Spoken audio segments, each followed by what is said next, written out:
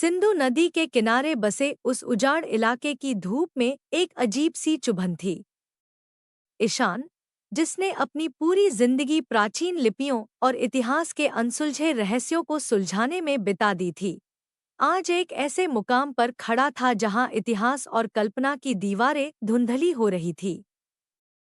उसके सामने खड़ा था मोहनजोदड़ो, यानी मुर्दों का टीला। ईशान के पास उसके दादाजी की वो आखिरी निशानी थी, एक चमड़े की जिल्द वाली पुरानी डायरी। उसके दादाजी, जो कभी भारतीय पुरातत्व विभाग के दिग्गज थे, अपने आखिरी दिनों में अक्सर बड़बड़ाते थे, वो मरा नहीं है, वो आज भी पहरा दे रहा है।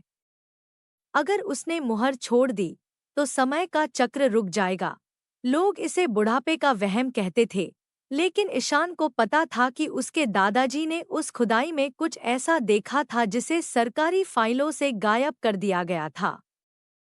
ईशान ने अपनी टॉर्च संभाली और ग्रेट बाथ, विशाल स्नानागार, की ओर बढ़ा। शाम के साये गहरे हो रहे थे। जैसे जैसे सूरज ढल रहा था, खंडहरों की ईंटें अजीब सी लाल रोशनी छोड़ने लगी थी। अचानक ईशान की नज़र एक ऐसी जगह पड़ी जिसे शायद हजारों सालों से किसी ने नहीं देखा था। मुख्य चबूतरे के नीचे एक संकरी दरार थी, जिसके चारों ओर पत्थर की ऐसी नक्काशी थी जो मोहनजोदड़ो की सामान्य कला से मेल नहीं खाती थी।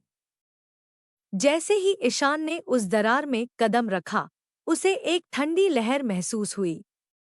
नीचे एक गुप्त तहखाना था।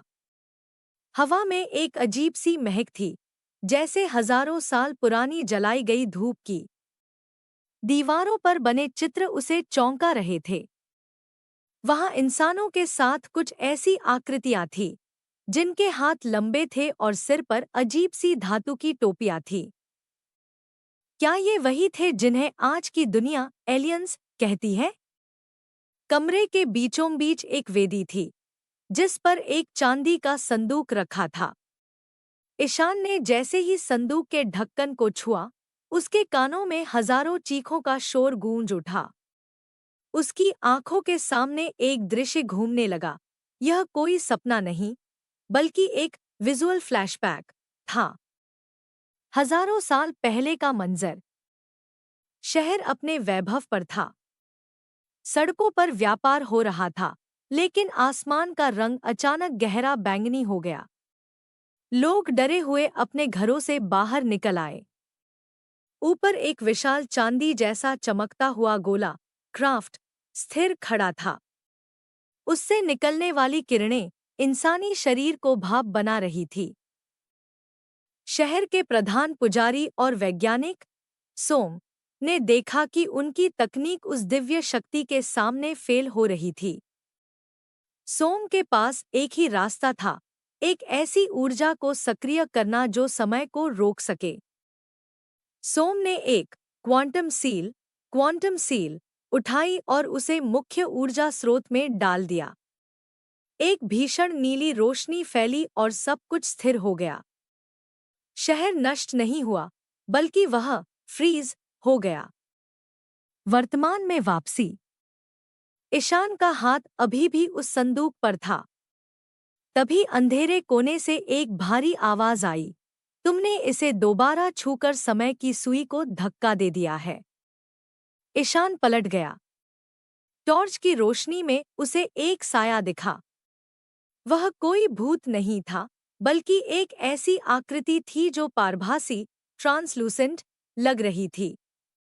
वह सोम था, हजारों सालों से अपनी ही सभ्यता का अंतिम रक्षक। सोम ने बताया कि मोहनजोदड़ो का अंत किसी बाढ़ या युद्ध से नहीं हुआ था, बल्कि एक इंटरडायमेंशनल, दूसरे आयाम की गलती से हुआ था। वह मुहर जो ईशान के सामने थी, असल में एक की थी जो पृथ्वी को उस खतरनाक आयाम से जोड़ती थी। अगर तुम इसे यहाँ से ले गए, सोम की आवाज गूंजी, तो वह द्वार फिर से खुल जाएगा। जो विनाश 5000 साल पहले रुका था, वह आज की दुनिया को राख कर देगा। ईशान पसीने से तरबतर था। उसे समझ आया कि उसके दादाजी क्यों डरते थे। वे भी यहाँ तक पहुँचे थे, लेकिन उनमें सोम का सामना करने की हिम्मत नहीं थी। अचानक तहखाने की जमीन कांपने लगी। ऊपर खंडहरों से पत्थर गिरने लगे। बाहर का आसमान सचमुच बैंगनी होने लगा था। ईशान को फैसला लेना था, दुनिया को इतिहास का सबसे बड़ा सच बताना या उस सच को हमेशा के लिए दफन कर देना। सोम ने अपना हाथ बढ़ाया। ईशान ने देखा कि सोम के हाथ पर वही मछली का निशान था जो उसकी डायरी के पहले पन्ने पर बना था। ईशान ने साहस जुटाया और उस मुहर को वापस वेदी के गहरे खांचे में धकेल दिया। एक कानफोड़ू आवाज हुई और ईशान को लगा जैसे वह किसी अंधेरे कुएं में गिर रहा है। अगली सुबह ईशान की आंख खुली। वह टीले के ऊपर पड़ा था। सूरज की पहली किरणें खंडहरों को चूम रही थी। उसने हड़बड़ाहट में उस दरार को ढूंढा, लेकिन वहां सिवाय ठोस ईंटों के और कुछ नहीं था।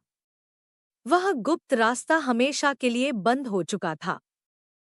ईशान ने अपने बैग से डायरी निकाली और आखिरी पन्ने पर लिख दिया, कुछ राज मुर्दों के साथ ही दफन रहें तो बेहतर है। जैसे ही वह जाने के लिए पलटा, उसे रेत पर एक गीली छाप दिखी, एक ताज़ा पैर का निशान, जिसके बीच में वही मछली का चिन्ह बना था। रक्षक आज भी वही था। निष्कर्ष, कंक्लूजन। मोहनजोदड़ो के खंडहर आज भी मौन खड़े हैं, लेकिन ईशान का यह अनुभव हमें सोचने पर मजबूर कर देता है कि क्या हम वाकई अपने इतिहास के बारे में सब कुछ जानते हैं? अक्सर जिसे हम पुराना या पिछड़ा समझकर छोड़ देते हैं, उसके पीछे कई बार ऐसा उन्नत विज्ञान छिपा होता है जिसे समझने की ताकत आज के आधुनिक इंसान में भी नहीं है। ईशान ने उस मुहर को वापस रख दिया, शायद इसलिए क्योंकि कुछ सच इतने भारी होते हैं कि उन्हें पूरी दुनिया के सामने लाना तबाही को न्योता देना हो सकता है। पर सवाल आज भी वही है, क्या इंसान कभी उस रक्षक के साये से आगे बढ़कर उन छिपे हुए रहस्यों की तह तक पहुंच पाएगा? सवाल, क्या हमारे पूर्वजों के पास ऐसी तकनीक थी जो आज के विज्ञान से भी आगे थी? क्या सोम जैसे रक्षक आज भी हमारे इतिहास की रक्षा कर रहे हैं? आपको क्या लगता है, क्या ईशान को वो मुहर बाहर ले आनी चाहिए थी? अपनी राय नीचे कमेंट बॉक्स में दें।